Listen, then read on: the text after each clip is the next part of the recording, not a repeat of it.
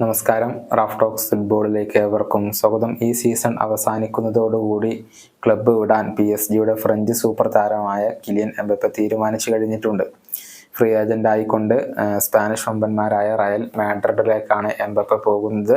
നമുക്കറിയാം, ഒരുപാട് കാലമായി എംബപ്പയെ ലക്ഷ്യം വെക്കുന്ന ക്ലബ്ബാണ് റയൽ മാഡ്രിഡ്. പക്ഷെ അത് ഇപ്പോഴാണ് ഫലം കാണുന്നത്. 5 വർഷത്തെ ഒരു കോൺട്രാക്റ്റിലായിരിക്കും അദ്ദേഹം ക്ലബ്ബുമായി ഒപ്പുവെക്കുക.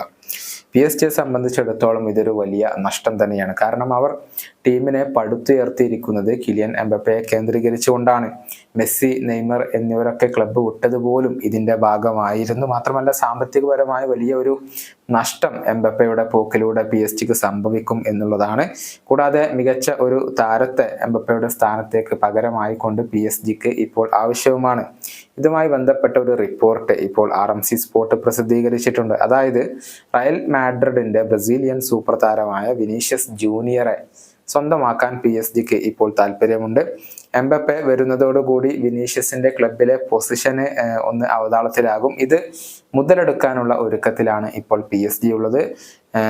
അവർ വരുന്ന സമ്മർ ട്രാൻസ്ഫർ വിൻഡോയിൽ വിനീഷ്യസ് ജൂനിയറിന് വേണ്ടി ട്രൈ ചെയ്യും എന്നാണ് റിപ്പോർട്ടുകൾ ചൂണ്ടിക്കാണിക്കുന്നത്. പക്ഷെ താരത്തെ സ്വന്തമാക്കുക എന്നുള്ളത് ഒട്ടും എളുപ്പമുള്ള ഒരു കാര്യമല്ല. 2027 വരെ അദ്ദേഹത്തിന് റയലുമായി കോൺട്രാക്ട് അവശേഷിക്കുന്നുണ്ട്. 1 ബില്യൺ യൂറോയാണ് അദ്ദേഹത്തിന്റെ റിലീസ് ക്ലോസ്. ചുരുങ്ങിയത് 150 മില്യൺ യൂറോ എങ്കിലും താരത്തിന് വേണ്ടി ചിലവഴിക്കേണ്ടി വരും എന്നുള്ളതാണ്. ചുരുക്കത്തിൽ അതൊരിക്കലും എളുപ്പമുള്ള ഒരു കാര്യമായിരിക്കില്ല. മാത്രമല്ല, വിനീഷ്യസ് റയൽ വിടാൻ ഉദ്ദേശിക്കുന്നുണ്ടോ എന്നുള്ളതിന് കൂടി ഇവിടെ പ്രസക്തിയുണ്ട്. എന്നിരുന്നാലും താരത്തെ സൈൻ ചെയ്യാൻ അല്ലെങ്കിൽ ആ ഒരു ശ്രമങ്ങൾ നടത്താൻ തന്നെയാണ് ഇപ്പോൾ PSG തീരുമാനിച്ചിരിക്കുന്നത്. ഈ വീഡിയോയുടെ അവസാനിപ്പിക്കുന്നു. കാണാം.